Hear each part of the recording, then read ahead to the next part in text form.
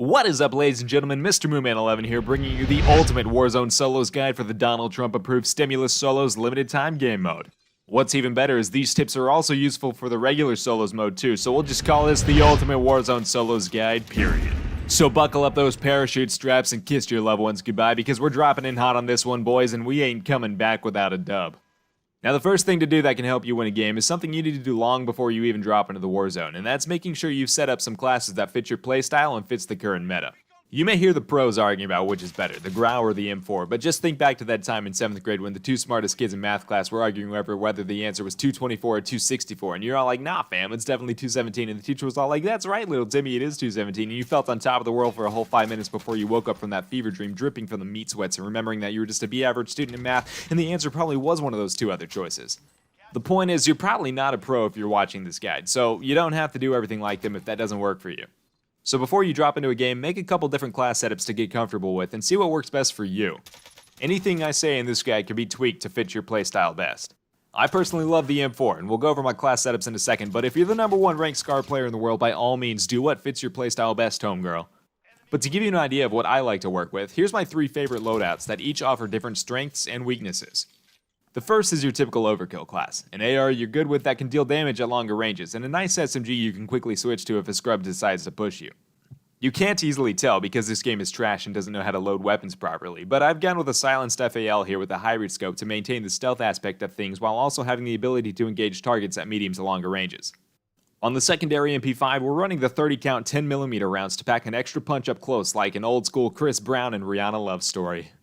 You'll also notice I like to run cold-blooded and amped on all these classes because I like to pay homage to our reptilian overlords, lest they bestow gifts and good fortune upon me in my time of need in recompense for my fealty. Well, that and I don't like giving thermal snipers an extra edge over me, plus swapping weapons fast is necessary in certain situations. But if you need to, EOD works just as well as a replacement for the blue perk. And the next class strutting down the catwalk is a 60-round M4 build sporting the latest fashion red tiger skin and beard charm, as is required on every class to let everyone know you're a badass with a crippling drinking habit who can't be bothered to reload in an extended gunfight. And take the Taliban's top pick RPG as your secondary and run Ghost on this class for some extra late game invisibility with a heartbeat sensor to help sniff out those kids unfortunate enough to not be running it. And the last M4 class is practically identical, but it's got the 10-round magazine SOCOM rounds that seriously just shred through armor. You can take out a full armored challenger in one well-placed clip from this bad boy. If you don't finish the kill in one clip, you can also opt to run the perk sleight of hand to quickly get more shots on target since you can blow through your clip faster than the disgraced B-list pro basketball retiree spending his cash on a shoe collection in that very necessary $60 million mansion of his. But honestly, just make a couple class setups you personally know you'll do well with, and then get ready to skydive on in. Where you choose to land is also an important thing to keep in mind. You don't want to land someplace 20 other kids are dropping at. I mean, come on, no one wants to land in a middle school locker room.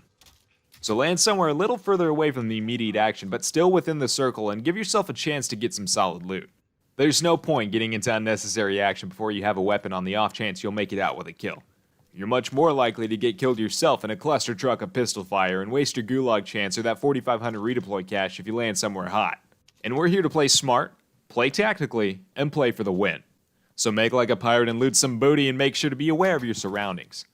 You may not be as alone as you thought you were when you landed, and if you hit that subscribe button, you'll never truly be alone because you'll always have the Krew, now available on Twitch and Instagram for the low price of absolutely free. No purchase necessary, hopefully not for a limited time. Now after you've fully looted an area and wiped out any competition, take a moment to get your bearings. Make note of any contracts nearby and get a plan of action together on where your next move is. Now this is more of an advanced tip, a pro gamer move if you will, but especially important is keeping track of where the nearest bounty contracts are. If you suddenly find yourself the target of a seasoned contract killer, turn the tables on him because you knew exactly where that bounty was and thus the exact location of where he's coming from, like an empathetic therapist who also murders people on the side. Play it smart and the hunter will become the hunted. Be aware though, a lot of times in this game mode people will land back on or close by their previous death. If that happens to be the case, use your superior intellect and overwhelming firepower to belittle that enemy player into submission, just like America and Iraq, or America and Kuwait, or I mean, even America and America. We're just kind of intimidating with our booming, sexy commentating voices and love for negative-priced oil barrels. And if you happen to be the target of such a death, use the time you're parachuting down after your redeployment to scan the area and track the enemy player's movement like the rugged bounty hunter you truly are deep down. You might even catch them trying to quickly call in their loadout, but you're an apex predator that delights in watching your prey absolutely waste their money and get no return on it, like those people who thought investing in Enron would be a good idea, those bunch of goofballs. But that brings us to a good point. Knowing how far into the game you are is important for a couple different reasons. One, it means you're that much closer to getting yourself another Warzone victory, and props to you for that, bucko. And two, the circle countdown timer at the top can actually tell you how close you are to getting your free loadout drop. You'll be giving yourself the old facepalm if you spend 10 grand on a loadout drop only for the free one to drop moments later. Trust me. So keep track of that timer. When there's about 15 seconds left before the gas starts closing in on that first circle, everyone gets a free loadout that'll land within 200 meters of you. It can be risky to go for sometimes, but you can also use it to your advantage and take out anyone trying to get their drop late. Next up, don't underestimate the power of contracts. The recon contracts will get you cash and knowledge on where the next circle is going, and the scavenger contracts are great for securing that extra bit you need to guarantee your redeploy or buy you that shiny new Rolex or UAV you've always wanted. While you push out towards the circle and complete your contracts, move from cover to cover, and don't forget to utilize that heartbeat sensor of yours. Your grandma paid good money for that for Christmas. Don't let her down by not using it. Now, a couple things to note when you pull out that heartbeat sensor is that it only scans the 180 degrees in front of you right when you pull it out.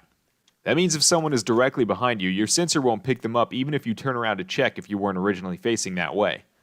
So, if you're safe, check in front, then check behind.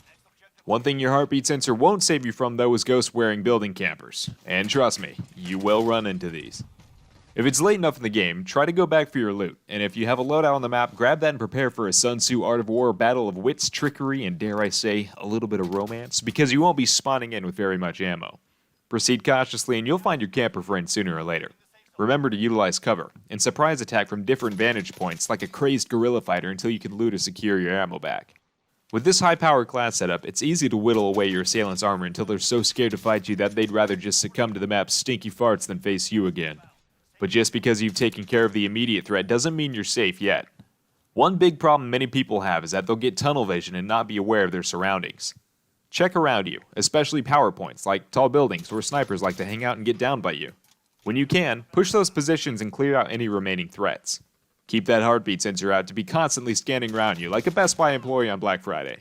And when you've located your next victim, get ready to Mission Impossible that ish as the gas closes in on you and you pull a sick stunt move by cutting your parachute to explode your C4 on the way down. Just a couple more shots, and a quick game of patty cake, and you'll be down to the final 10 people. Now, the most important aspects for when you get to the final circle are positioning and patience. Timing is key. If your positioning is subpar, devise a plan to get you to where you need to be, and remember, you've got some time to work with. So wait till the moment is right to strike, and be listening to the gunfights going on around you. There's no honor in third-partying someone else's fight, but if you see a lone enemy going for some loot, that's fine, right? Yeah. Now, one thing to keep in mind in the final circle if you have a gas mask is that you can use the gas to your advantage to pull off a sick repositioning maneuver and surprise your enemy with an attack from a location they weren't expecting. But also remember that there's a pesky animation every time you pull on or off your mask and when it breaks. This completely disables any aim down sight ability and lasts long enough for you to get shredded without even being able to ADS. So, pro tip, remember to keep some distance from the gas wall to avoid getting any frustrating losses. The fucking gas mask. But back to winning. When you're in that final 1v1, keep vigilant, crank up that headset to listen for footsteps, and utilize your map awareness. If they call in a UAV, no biggie, you got your ghost class on. If they call in 2 UAVs, you know they have to be at the buy station, which pinpoints their location. Enemy UAV overhead. Enemy UAV overhead. Enemy UAV overhead. Shit. And if they call in 3 UAVs for that advanced UAV, you're screwed. You're screwed, my guy. Just kidding. Maintain your composure, keep your sights focused in on their last known position in the surrounding area, and when you spot them, beam them down. You have an incredibly powerful weapon. If they're behind cover or you down them, remember not to pick up a first-degree felony by inappropriately exposing yourself to them, and instead, just use your handy-dandy distance exploder to win yourself the game. And there you have it, the first of many Warzone Solos victories to come your way. And if you found this guide helpful, please consider giving it a thumbs up and subscribe to the Moo Crew. And check out our lovely plunder guide coming up on the screen for more handy-dandy tips and even more wacky long drawn-out similes and metaphors. Thanks so much for watching. I'll catch you at twitch.tv/MrMooMan11 or at our Instagram page @OfficialMooCrew. See y'all next time.